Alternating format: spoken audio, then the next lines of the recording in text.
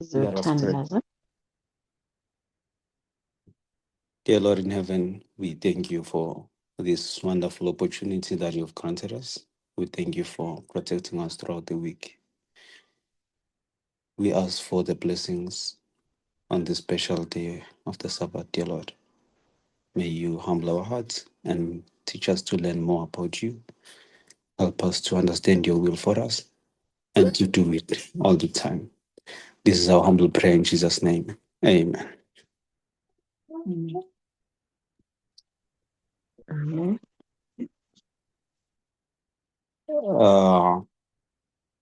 Good day, everyone. Do we have an interpreter? Yes, Xolani. Yes. Oh, thank you so much, Futi. Yes, so I hope everyone had a good week. Siyathemba ukuthi wonke umuntu ke ube neveki elihle. Happy Sabbath. Sifumane isabatha enhle umuntu wonke. So I will be sharing my lesson from the book of Bell Hooks. Ndiza kwabelana nani ke ngesifundo esindithatha kwincwadi kaBell Hooks. It's titled The Will to Change Men,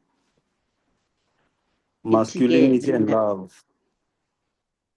Ithi ke i-will, that is umnqweno wokutshintsha indoda naleya masculinity kanye nothando. Yes.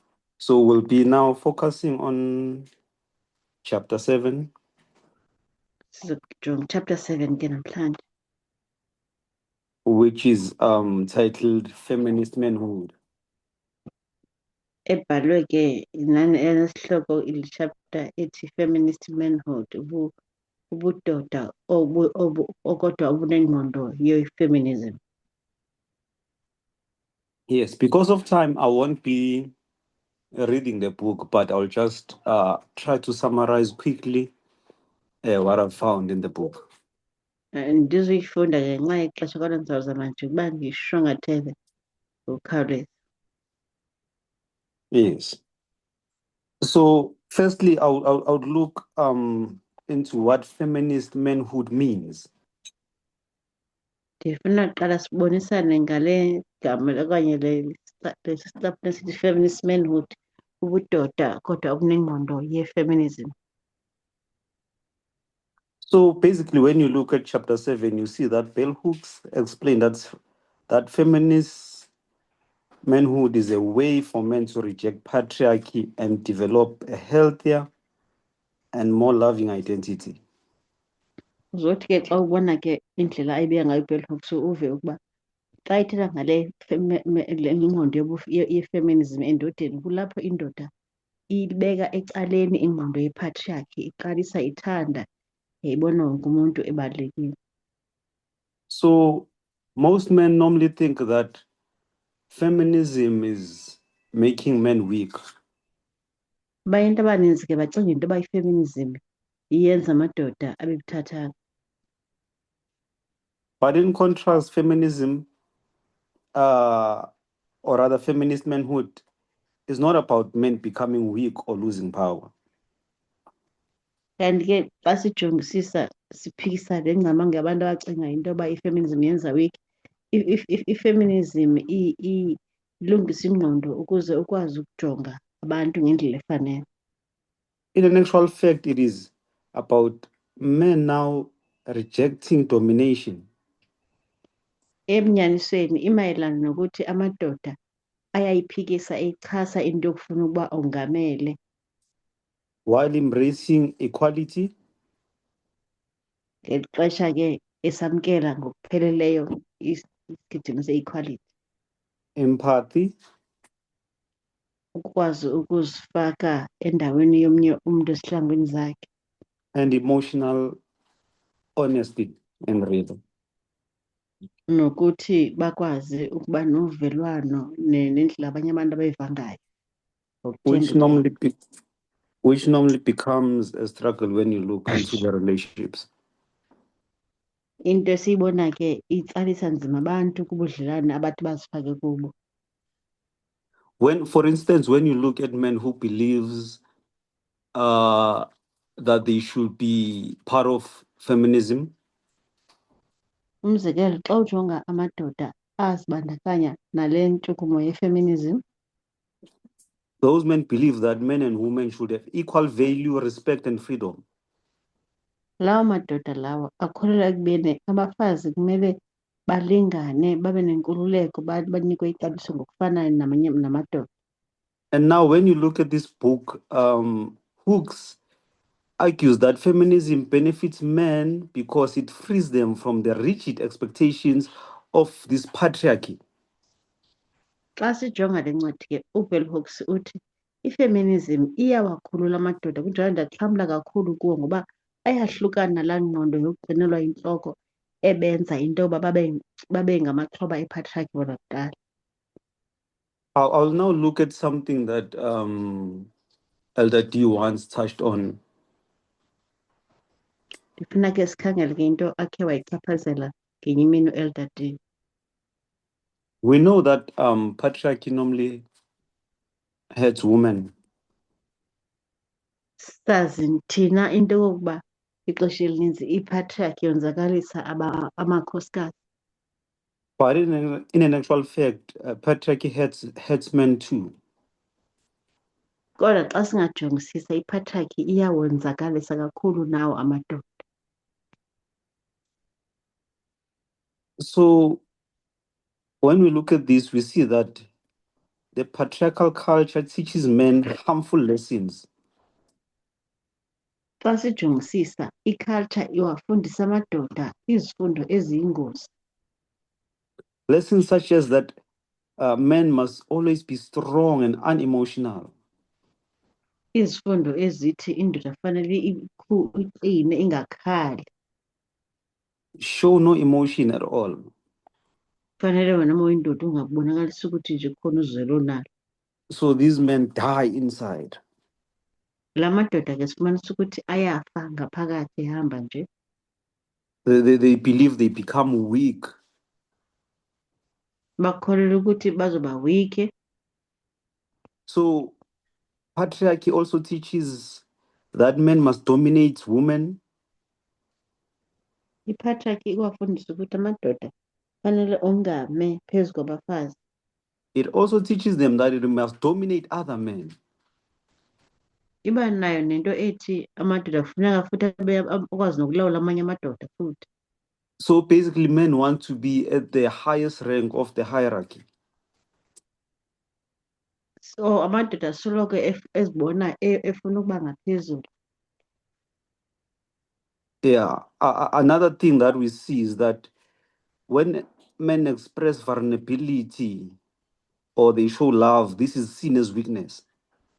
Ukuba ngaba amadoda ayaziveza ukuthi ayafumaneka okanye abonisa ukuthanda, loo nto ithetha ngokuthi indoda le i-weak. These are things that are very harmful, firstly to men, and then it spreads to the nation because it affects the family structure and the relationships as in general.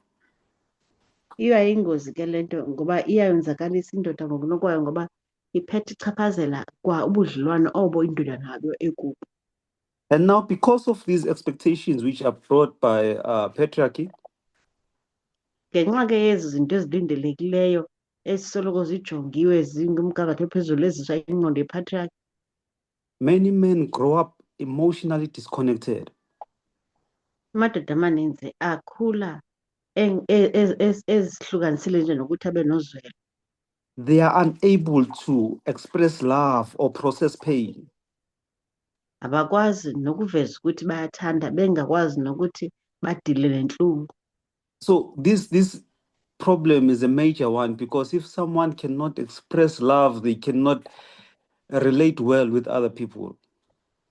Ingxaki enkulu ke le ngoba umuntu uma engakwazi ukuvela azixele ukuthi uyathanda ithetha ukuthi leyo nto akakwazi ukudlelana kahle nabanye abantu.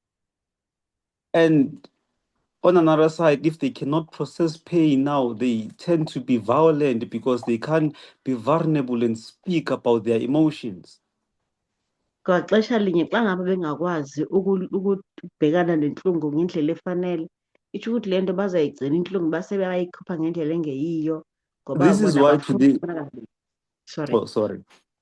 That's okay. This is why we are speaking about feminist manhood. Ingakho sithetha nge-feminist manhood. I'll be contrasting this feminist manhood and patriarchy. Ndiyafuna ke into yokuba siqhathanise ezinto ezimbini, feminist manhood kanye ne-patriarchy. I want to show that feminist manhood is not weakness. Ndifuna ukuveza ke ukuthi i-feminist manhood ayikona ukuba weak.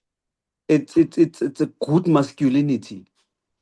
Ukuphela yeyona masculinity ebona budoda bengempela obulungile. Because we know that there's a toxic masculinity. Siyazi ukuba ikhona obudoda buyingozi. And if there's a toxic masculinity, there must be an opposite of that. Ukuba ngaba khona ubudoda buyingozi, fanele kube khona okuchasene nalokho. Okay. Let's look at what else does feminism helps with. Siphinde sibheke ukuthi i-feminism le yini engaphinde size ngayo futhi. So we've seen already that this feminism helps men to learn love or to learn how to love. Sesibonile ukuba i-feminism ifundisa amadoda ukuthi athande kanjani. But then when you look how Bell Hooks put her words in this chapter, she shows that, or rather she argues that patriarchy teaches men to suppress love. So xa sibheka uBell Hooks indlela ayibeke ngayo uthi i-patriarchy ifundisa amadoda ukuthi fanele uzibambe ungazivezi ukuthi unothando.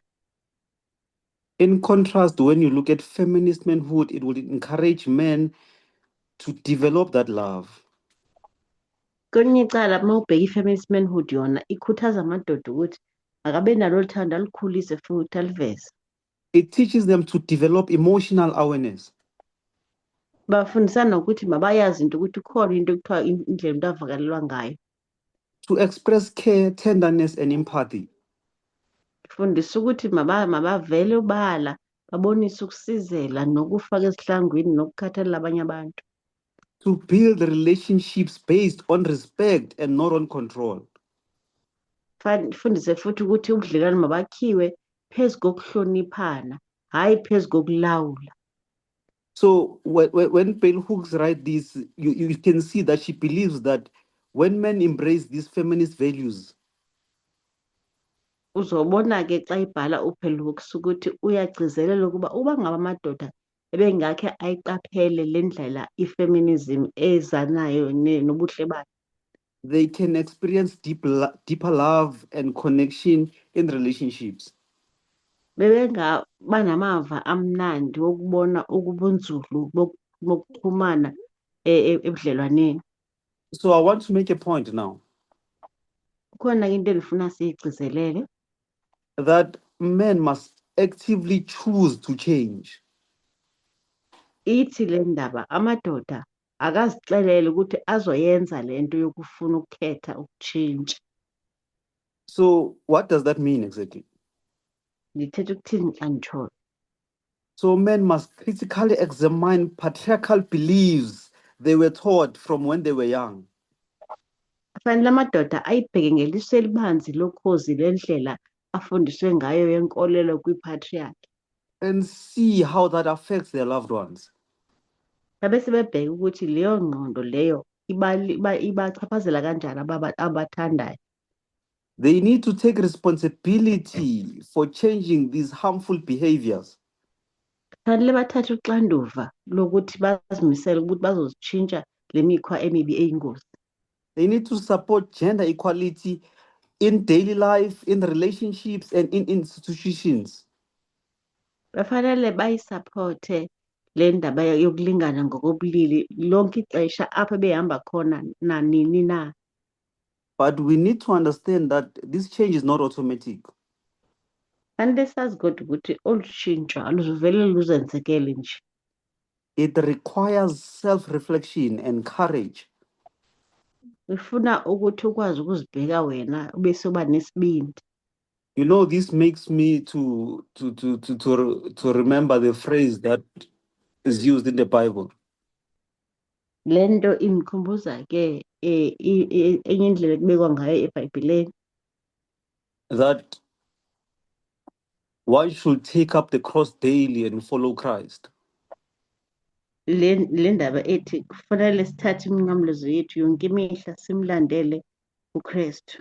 That is to deny self. Ithi ke le nto kukuzilahlela uzincame. So when Ellen White speaks about self, she says it is the greatest battle that human being has ever fought on earth. U-Ellen White ke xesha ngesiqu uthi lelona daba elake lalikhulu umuntu abhekele nalo emhlabeni. The challenge with patriarchy is that it is the deep-rooted sin that we grew up in and we were taught for so long. Ingxaki nepatriarchy sisona esinengcambe ezendeleyo ngoba sifundiswe ngayo ukuthi iyona right. I would say like it's more like it's engraved in us.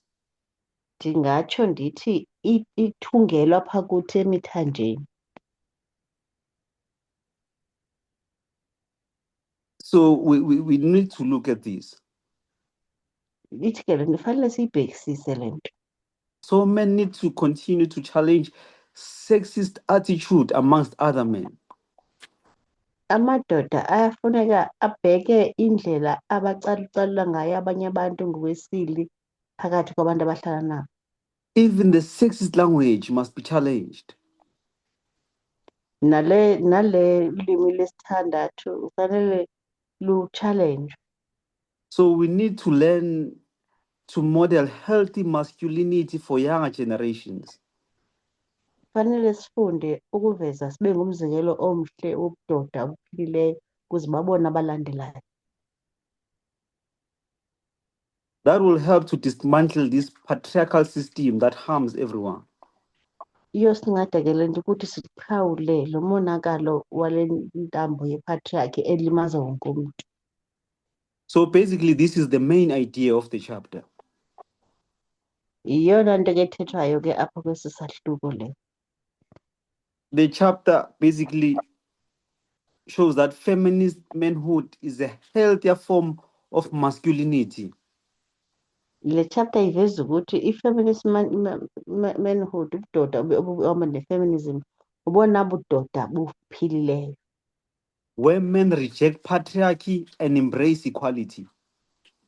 Lapho amadoda anjalo azayichasa indaba yokuthi uyinhloko kodwa amkele aphile le ukuthi kuyalingana. They embrace emotional openness. Bazoyamkela bayiphile indaba ukuthi kufuneka uziveze uphumele obala indlela ova ngayo. To be able to talk about how you feel. Fanele bayazi into ukuthi ukuthetha kubantu ebalulekileyo uveze ukuthi uva njani. You know, in an environment where we are in, normally we see women talking to each other about how they feel, and they tend to get healing from that. Njengoba sihlala sikhona nje siyababona amakhosikazi kuvamile ukuba basoloko bethetha bona bephumela obala ngendlela abaziva ngayo and leyo nto iyabaphilisa. Yes. So men normally are discouraged from this. Kodwa wona amadoda hayi le ndaba le ayikhuthazwa kubo. It's difficult to express how they feel, and as a result, they cannot show love. Amadoda akakwazi ukuthetha ukuthi aziva njani. Leyo nto ikhokhelela ukuthi bangakwazi ukuba baveze ukuthanda kwabo. So as men, if we can adopt these feminist values, Singamadoda xa singazithatha ezi mfundiso zibalulekileyo ze-feminism, we can free ourselves from this gender expectation and build more authentic relationships. singabe siyazikhulula kule joka yokuthi kunento eninzi ekulindeleke into akasiyenze esingakwazi ukufeyila kuyo kodwa sizophila ubomi bokuthi sibe nobudlelwane obuphilileyo. Okay. So I'll just continue touching on this emotional part. Ndizokhe ndithi ke ukuhlala apha kule ndawo ye-emotional part yokuvakalela. So basically what we are doing, we are redefining masculinity. Into esizama ukuyenza apha sifuna i-masculinity esendleleni. Yeah, because the norm of the masculinity that is there, it's toxic and it breaks the relationships instead of building them. Ngoba siyabona ukuthi le masculinity ekhona iyingozi futhi ayizakhi i-relationship kuphela iyazichitha. So Bell Hooks challenges the traditional understanding of masculinity. uBell Hooks ke uyayichallenja indaba yokubheka i-masculinity ngale ndlela yakuqala yokuphila nje. And then she says, instead of seeing masculinity as dominance, aggression, and emotional control, Uthi endaweni yokuba sibheke ubudoda ngokuthi ufuna kube yinto yokuthi ube ngonyama ube uwena olawulayo ophethe ufuna uba phezulu la ekhaya. she proposes that a model based on emotional honesty,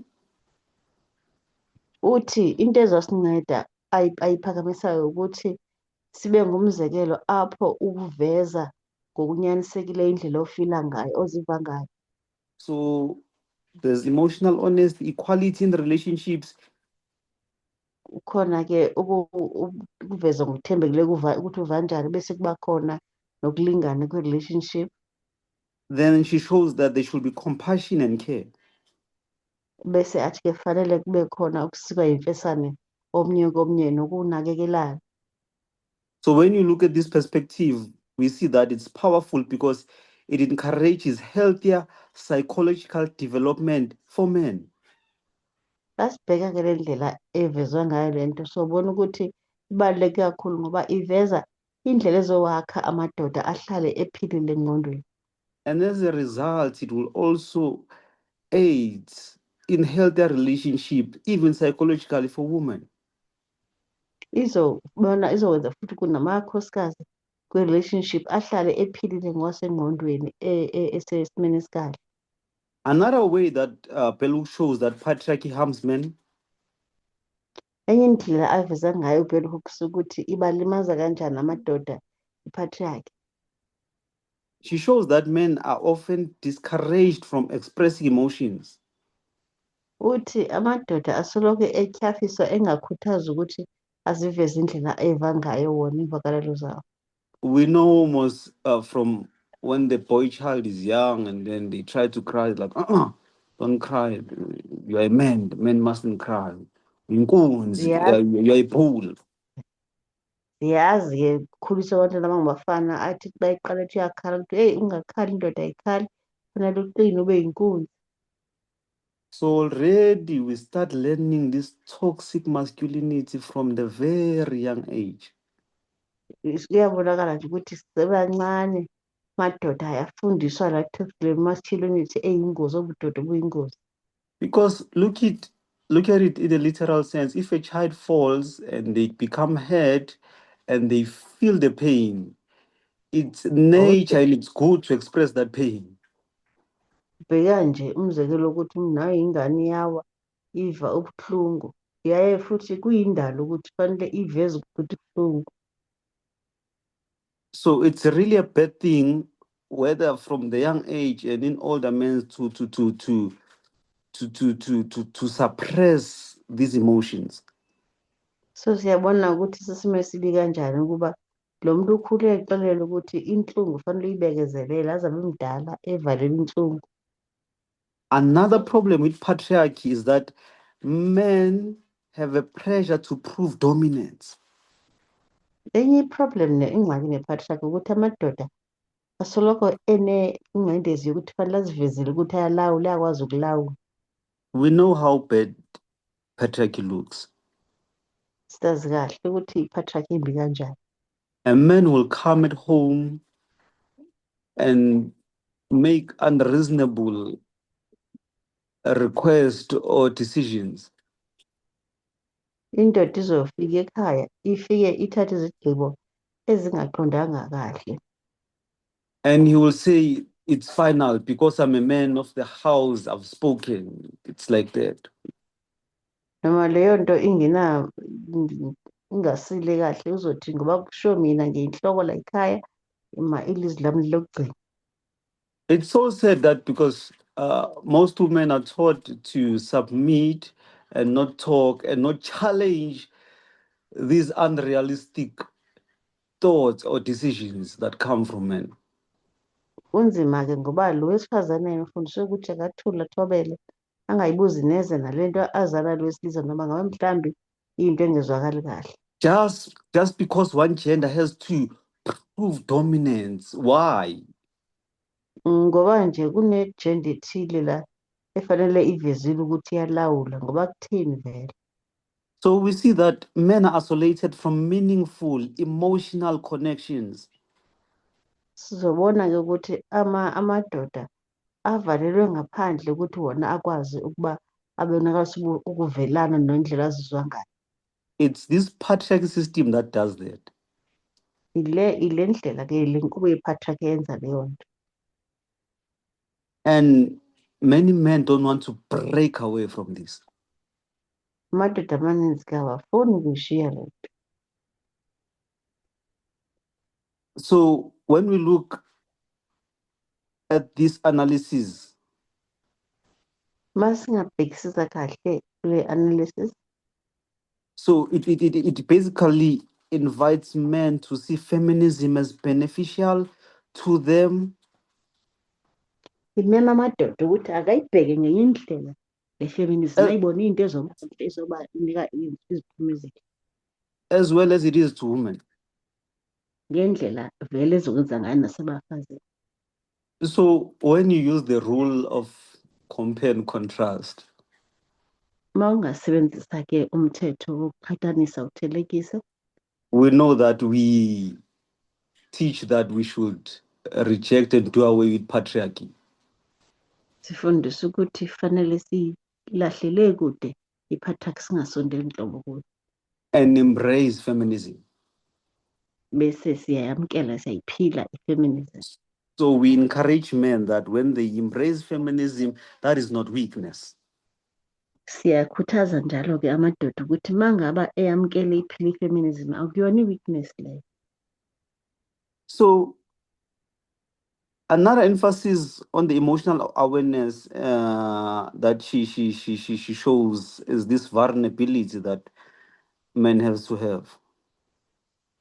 Enye into esizoyibona-ke uma efundisa ngendlela imizwa yomuntu emayilungiswe ngayo ile ndaba ukuthi uma ungumuntu bakwimeko yokuthi ube utholakale nje ube nguwe nje ufumaneke ufikeleleke.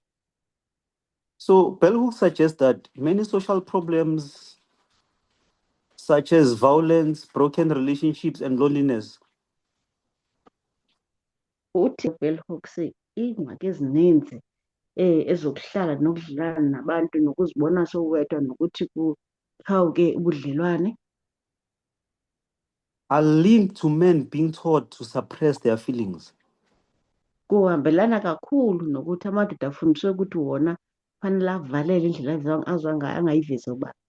So when we see this terrible gender-based violence, Masizobona-ke le ndaba enkulu kanje embi ye-gender-based violence, when we see this unfaithfulness in the relationships, nasibona ungathembeki okuba khona kubudlelwane, it's because people are not having normal, healthy relationships. Men are not able to express their feelings, they suppress them.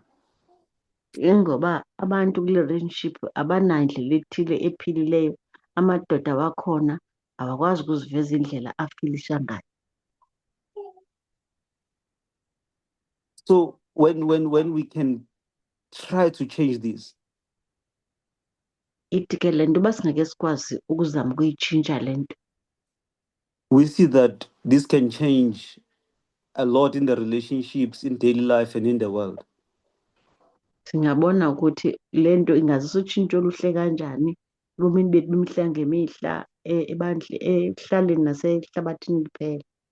Encouraging men to develop emotional intelligence could improve the relationships, mental health, and family dynamics. Ukukhuthaza amadoda ukuthi abhekelele indlela imizwa yayo ayigcina ngayo kungakhokhelela kwizinto ezinhle kakhulu. You know, emotional intelligence is not an easy concept, to be honest. Ekunyanisweni le ndaba ye-emotional intelligence ukuzama ukuziqonda okanye ukwazi ngemizwa akuyona into elula. If you listen to most men, they will normally say, women are weak and they're not able to control their emotions. Mawungalalela amadoda amaninzi azothi abafazi ba-weak abakwazi ukuzibamba imizwa yabo.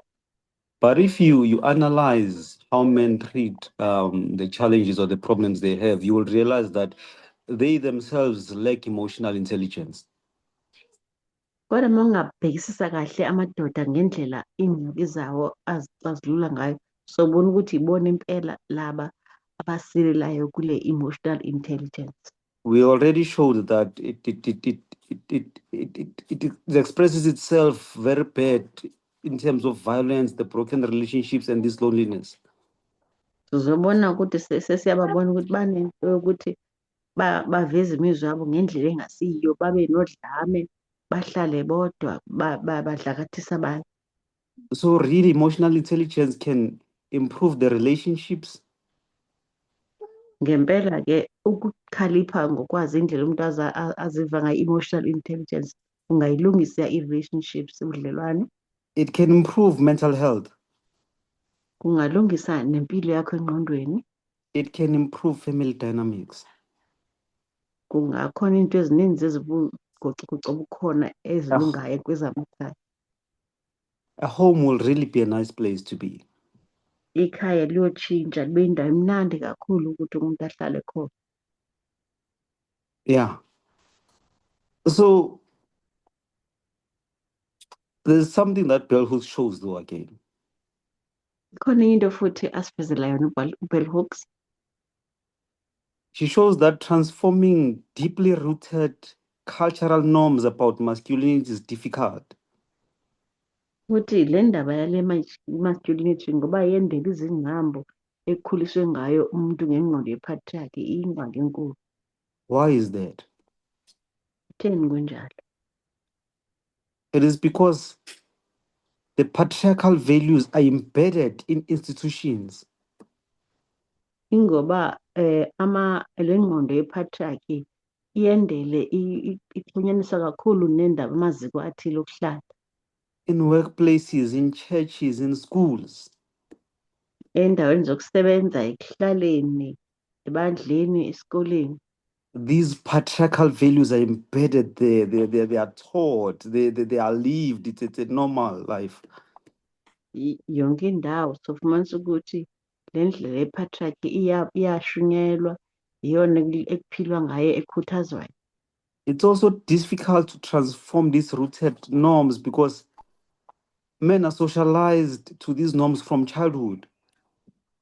Kuzoba nzima ukubatshintsha amadoda ngoba baqhelene nale nto indlela yokuphila kanje nge-patriarchy kwasebuntwaneni babo. And then another challenge is that the society often punishes men who show vulnerability.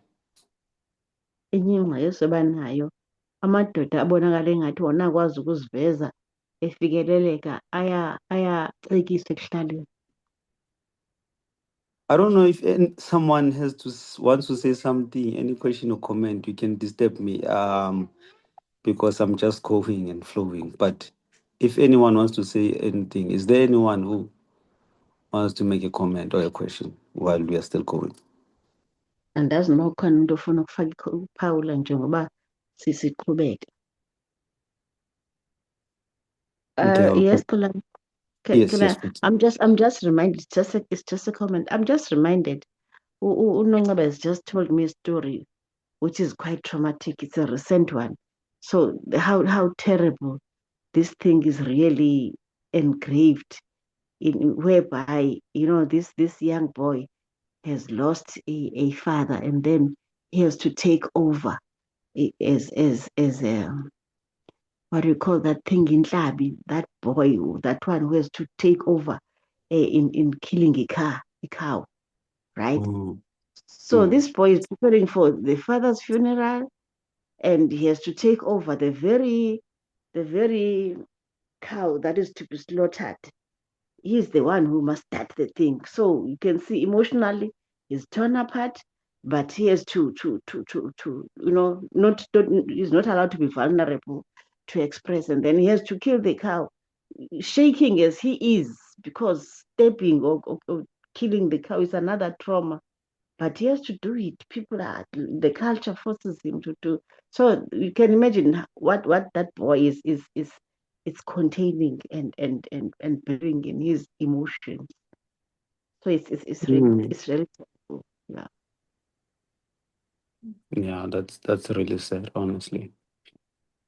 Okay, you can interpret for what you say. Oh, okay. No, bendithi njengoba sifunda ndikhumbula isitori besibala isiNonceba sokuthi kunomfana efamilini yabo obekade eshonelwe ngubaba wakhe recently. So usadila nenhlungu ukuthi ushonelwe ubaba, kodwa fanele enikezwe lesa sikhundla sokuthi fanele ube uyena ohlaba inkomo now that ubaba wakhe akasekho. So lo mfana ubheke nenhlungu yokuthi ufele ubaba, at the same time fanele ahlabe inkomo futhi. So uzoyihlaba inkomo incazelo enjalo, kukodwa ukubulala inkomo kuyi-trauma. So kodwa fanele aqine lento ayenza azayijwayele. So uyabona ukuthi i-culture ikhohlakele kanjani. Yeah, that's true. Futhi. Thank you so much for that comment. It shows how bad this is. Hello, Xolani. Hello, yes. Hello. Yilo ukuthi you just said it now that where the men are taught not to express their emotions. Yeah. So Ngoba-ke even uyasixelela if ukuthi amadoda afundiswe ukuthi makangazivezi indlela ayizwa ngayo. Yes, no? yes, that boy is still very young. He never stabbed anything, but now So he was bearing the pain of losing a father. so yena lo mfana esikhuluma ngayo ukuthi usemncane akaza wabulala anything. At the same time, Kodwa the fanele other men are looking at him that he must be strong and go and stab the cow as if he's feeling nothing. And they're looking at him that he must show masculinity, that he's a man. Yes, sizozama-ke ukumbamba noNceba futhi-ke lo mfana noma And get that esasenhlungwini big knife and go and stab that cow. It's very terrible, really. Thank you, Xolani, for this lesson. You're welcome. yeah. So noma eshonele semncane njalo amadoda ambhekile ukuthi ifanele abe nesibindi, angabonakali ukuthi ukhona ubuhlungu abuzwayo. Ushonele ubaba kodwa fanele futhi ahambe ayohlaba inkomo. So siyabonga xa ngaleso sifundo siyavula amehlo kakhulu. Yeah, thank you so much, Nonceba, for that comment. Hello. Okay, so yes. Hello, Xolani. Thank you very much for wonderful topic. You see, very feminism, I mean, men, it is wonderful. Ngempela emadodeni le ndaba yefeminism iyamangalisa. There are a lot of benefits men could have experienced in the life. Maninzi kakhulu ama-benefits okanye into ezinhle bengazithola abantu ebomini babo. Especially in the relationship within the homes. Ngakumbi masibuye singena kwezamakhaya. Because the patriarchal system is to be higher, to rule over women. Ngoba le ngqondo yepatriarchy yona ifundisa ukuthi indoda mayilawule ibe yinhloko phezu komfazi. And you see everybody in the world, they want to be higher than others. Sizobona ukuthi emhlabeni wonke umuntu ufuna uba ngaphezu komnye. They want to be to give the final answer of everything because they are men. Wonke umuntu ufuna ilizwi lakhe liviwe libe lokugcina ngoba uyindoda. But the feminist man is a healing, and you become happy because you are selfishly you are controlling your selfish emotions. Kodwa nangaba indoda eyi-feminist uzoba sempilweni uba uzokwazi nokulawula imizwa yakho. You are giving respect to another person, another human being. Unika inhlonipho kuye wonke umuntu njengoba ephila. And for that reason, yourself, you are becoming more healed than others. So leyo nto izobangela ukuthi wena uma ngaba upractice feminism uphile nangaphezu kwabanye abo.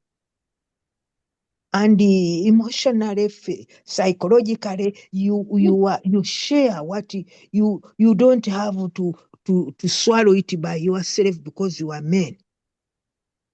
Izothi-ke le nto uzoyeka-ke ukuthi mawucindezele inhlungu ukuthi uyindoda. Yeah, the African culture, these are how the boys are groomed to be higher than women, than girls.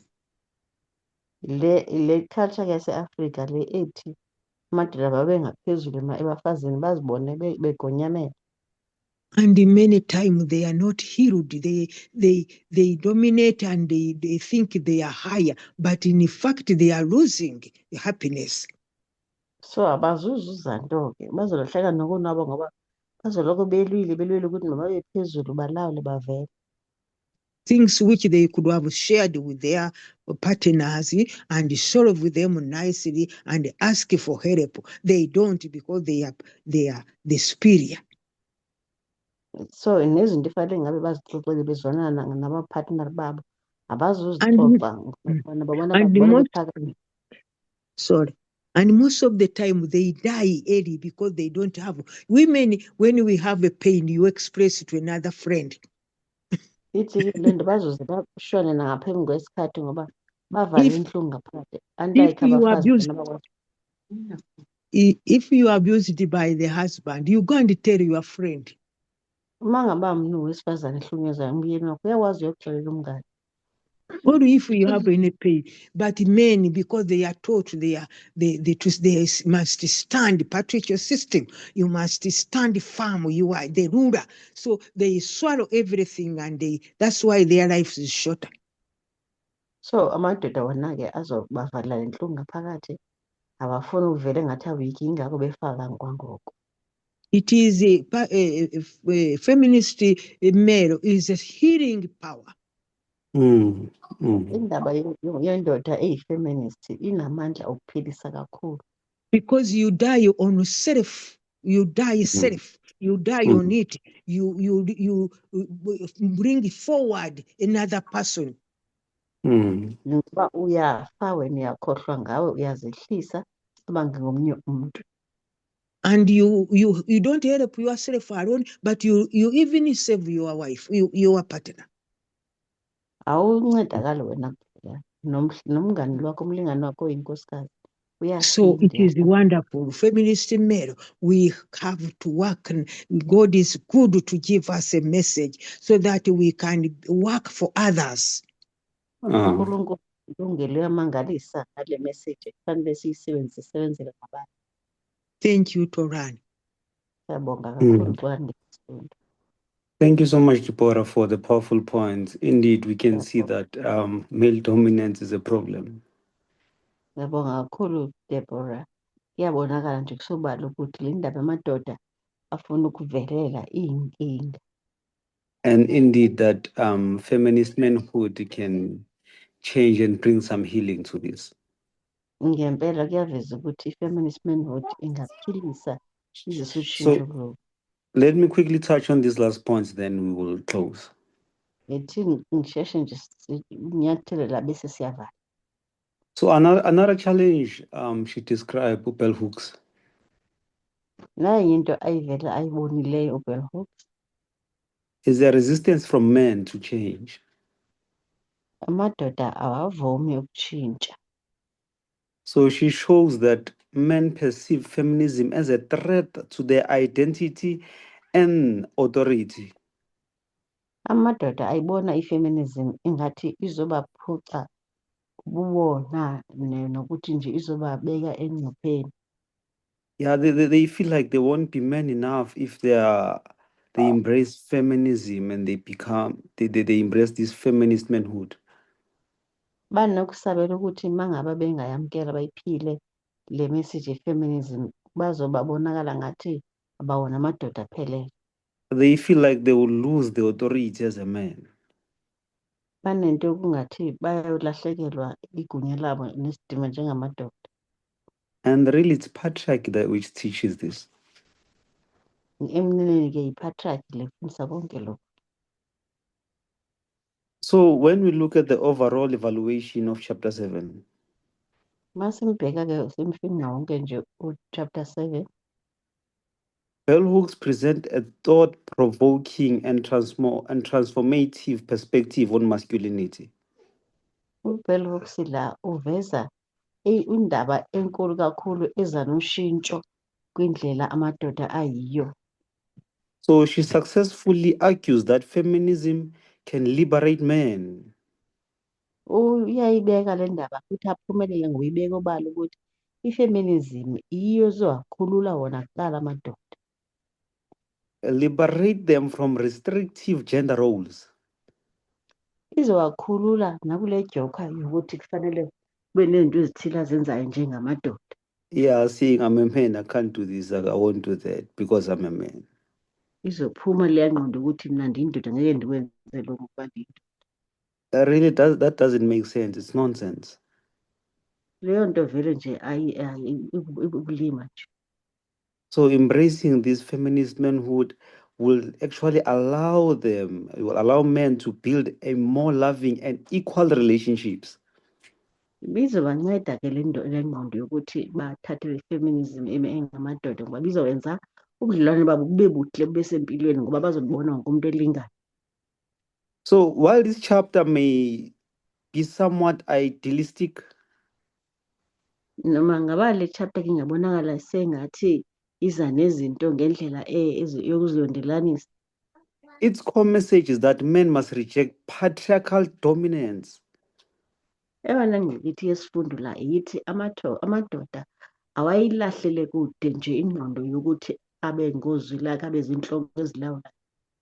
And embrace emotional openness. Bathathe baphile le ndaba ukuthi uma ungumuntu vuleleka ukwazi ukuzibeka indlela ozwa ngayo. So this is a powerful contribution to discuss about the gender roles and the social change in general. Yenye ingxoxo eshushu kakhulu le yokuthi sixoxe sibonisane ngendaba yokuthi imisebenzi iyenziwe kungenandaba yokuthi igender. So in conclusion, Masivala. so the will to change challenges the traditional masculinity. So le ndaba yokufuna ukutshintsha izobhekana ngqo-ke nokuthi kufanele ubhekele le nto ye-masculinity ngokwesiko yobudoda. And how that is done, okay, sorry. Okay, no, it's okay. Izokwenzeka kanjani-ke le nto? It is done by proposing feminist manhood as a model based on equality, emotional openness, and love. Kuzofuneka siyenze le nto ngokuthi ibheke kahle ngamehlo ukuthi i-feminist manhood kulapho sibheka wonke umuntu ngothando, ngokuhloniphana nangokulingana. Although there are people who critique this, Noma bekhona abayigxekayo le ndaba, they view this vision as idealistic and difficult to implement. bayibona le ndaba ukuthi inzima ukuthi ungayiphila noma kona ivakala kamnandi kodwa ukuyenza akulula.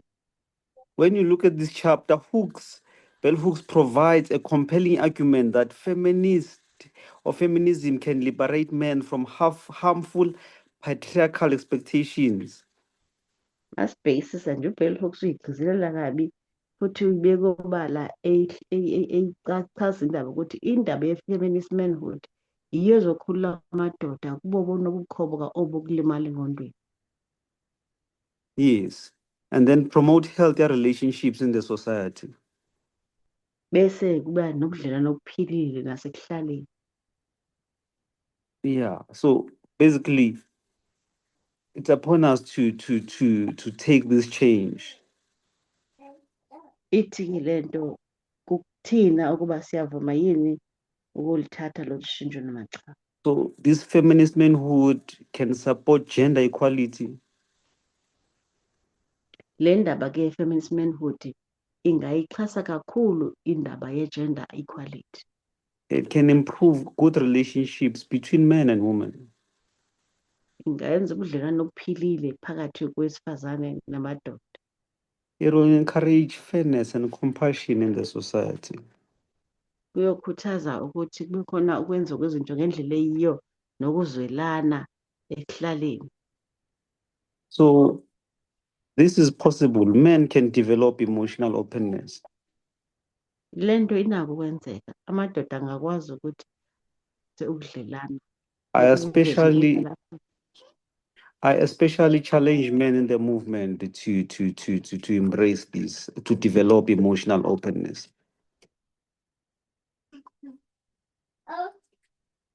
Futhi? Hello? I think we lost Futhi.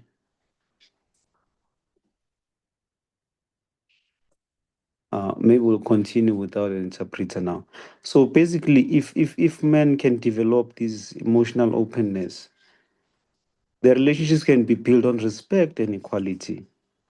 And then we basically see that this feminist manhood can benefit everyone, be it man or woman. And it can even benefit the LGBTQ community. Apologies, I got kicked out. So le ndaba le izosiza wonke umuntu, men, amadoda nabafazi ne-LGBTQ community kabanzi. Yes. So yeah, just when I close, it's just to show that men can actually embrace this feminism and they can break free from this patriarchal expectation. So manivala nje ndithi le ngqondo ye-feminist feminist masculinity ingasiza namadoda ukuthi aphume kule joka yobukhoboka ye-patriarchy isize wonke umuntu nobudlelwane. And they can now develop this good masculinity that is based on equality, emotional honesty, and love.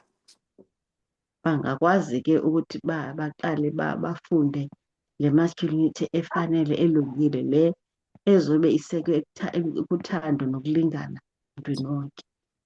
I will stop here. I don't know if there are any questions or comments before we close.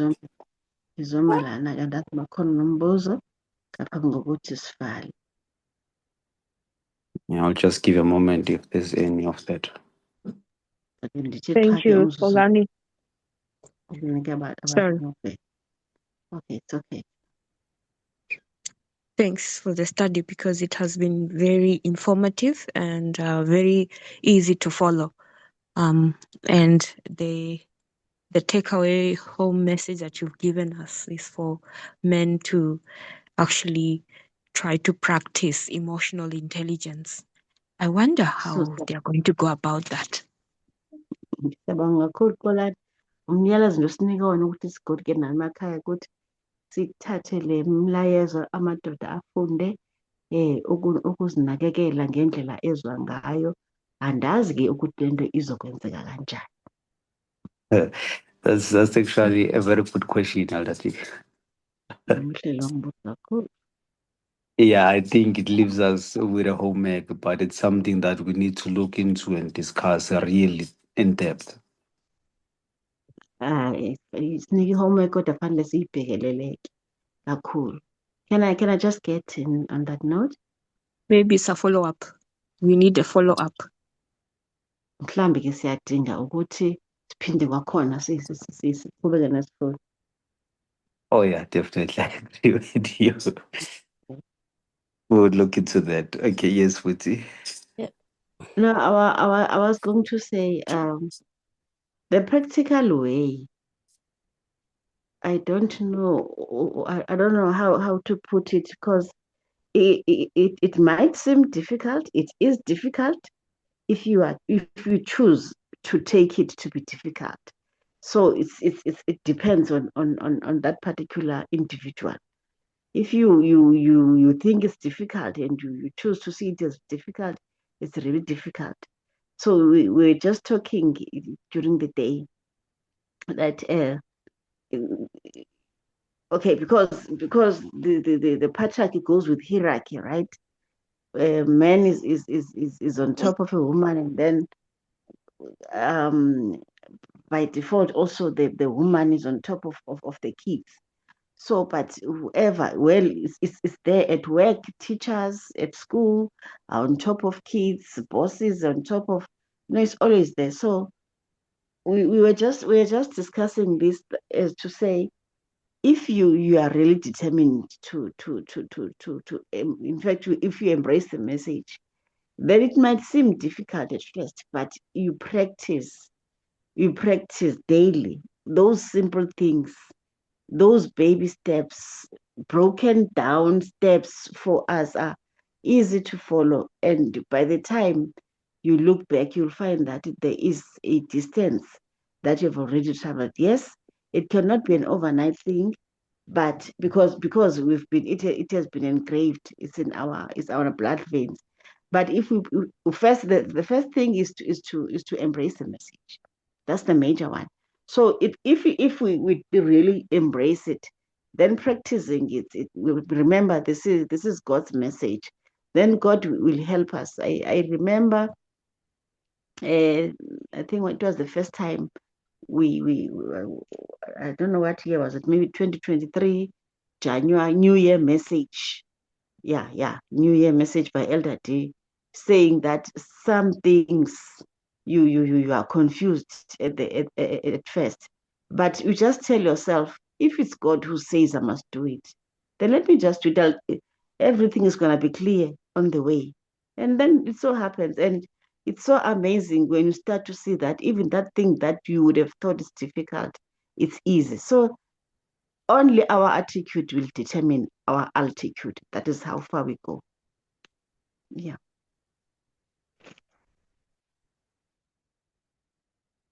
Oh, okay. Let me interpret. Yes, please. Am I still? Yeah. So besixoxa nje lapha emini nabazalwane ukuthi le nto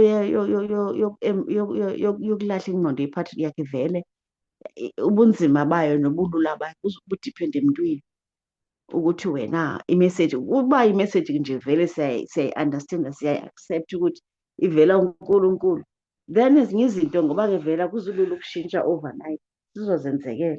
So njengoba kunale hierarchy, kusemsebenzini, usekhaya, uhleli ukhona ufuna uba phezu komnye.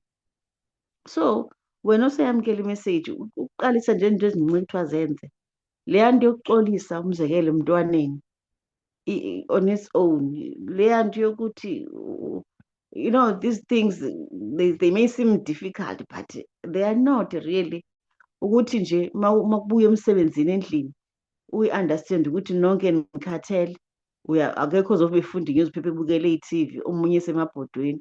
Wonke umuntu nje uzoyiqala ekuqaleni, izoba ngathi inzima, but ngokuya kuhamba isikhathi, ngoba vele uNkulunkulu uzobe kusiza ngoba nawe uyafuna ukusizwa, sizobona nje ukuthi kuzoba lula ukuthi ubheke emuva ubone ukuthi ayiseliningana ibanga esendiliyaphi. So ngikhumbula-ke umlayezo ka-Elder D kuqala unyaka 2023 ethi singenile ezinye izinto uye ubone ukuthi awuyazi ukuthi le nto ithini, but ngoba isho uNkulunkulu uzoyenza, and then izobe seyiba clear ukuthi uNkulunkulu befuna ukuthini as the time goes on. So indlela esibheka ngayo sichaza ukuthi siyaphi ne-message. Yeah. Thank you so much, Hello. Futi. Hello, yes. Okay. Just adding on that, which Futi has said, to say going out, maybe if it was possible in every gathering, let there be a message to everyone about this feminism, because if, men are afraid, they think it is disarming them of some kind. And then if in every gathering, in schools and everywhere, this comes as the gospel right now, that it can be preached, maybe it will help open up the minds, not only for men, also for women. Because there are women who are also believing in patriarchy, to say that they enjoy it when a man is in authority, things like that.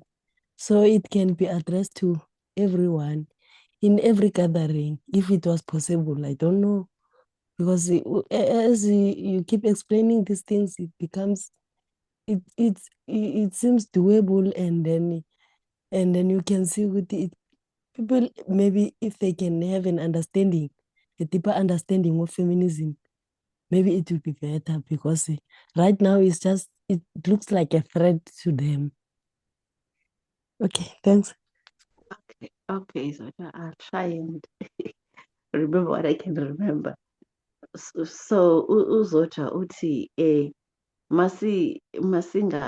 singaqala nje siyiphile le message mhlawumbe nakwindibano lapho sihlangenwe khona, sibonakala ukuthi i-message le siyayiphila, sithethe ngayo. I hope I'm not misquoting you. And izoqhubeka ke le nto siyenza kwindawo esihamba kuzo, ngoba into ubonakala ukuthi iyakwazi ukwenzeka, kodwa ndifuna nje siqale siyenze ngempela, siyiphile, sixelele nabanye abantu. Yeah, I like the point of being able to live what we preach and not merely saying it by mouth, doing a lip service. Ndiyayithanda ke le ndaba yokuthi kufanele siyiphile, singapheli nje ekubeni siyisho ngendebe zemilomo yethu. Because now that is more powerful than saying something or preaching something. Ngoba yona nto enamandla ngaphezulu yokuthetha leyokwenza. We are actually required to practice equality, to practice feminism. Sibizelwe silindile ukuthi ngempela siyiphile, siyenze i-feminism ne-equality. It's more profound because we advocate for radical feminism as a movement. Ibaluleke kakhulu ngoba thina njenge-movement besimemeza ngendaba ye-radical feminism. We challenge the political because the political is personal. Sibheke kahle-ke indaba siyayi-challenge i-political ngoba yona i-personal, ibheke umuntu ubheke indaba zakhe kuphela. Yeah. Time is up. I don't know. I think we can close. Isikhathi-ke sibonakala sihambile, ngicabanga ukuthi singavala la. I hope I'm not leaving anyone behind. Thank you so much for the comments and for the contribution. Siyabonga ngako konke enhlena kwenza, ukuba khona nokulalela nokuphawula. I hope we'll enjoy the Sabbath going further. Ngqonile ukuthi-ke nilonwabele usuku lweSabatha. Futhi, can I please request that you close for us in prayer? All right. We close our eyes as we pray. Dear Lord, we come before you this evening. Thank you for the wonderful message that every time you are training us to be the citizens that are fit enough to be in heaven when you come and fetch us. Thank you, dear Lord, for this wonderful lesson in a particular manner that Quran has been presenting. Please help us, dear Lord, to live by your statutes on our daily lives wherever we go. We know and understand that this thing of inequality, patriarchy, and unhealthy hierarchical structures have been engraved in our minds from childhood. But as long as we come and surrender ourselves before you, we know that you are able. Your grace is sufficient for us to be what you want us to be. We pray, dear Lord, that you help us to have courage so that we throw away the pride that is the danger that will make us not to live by this message.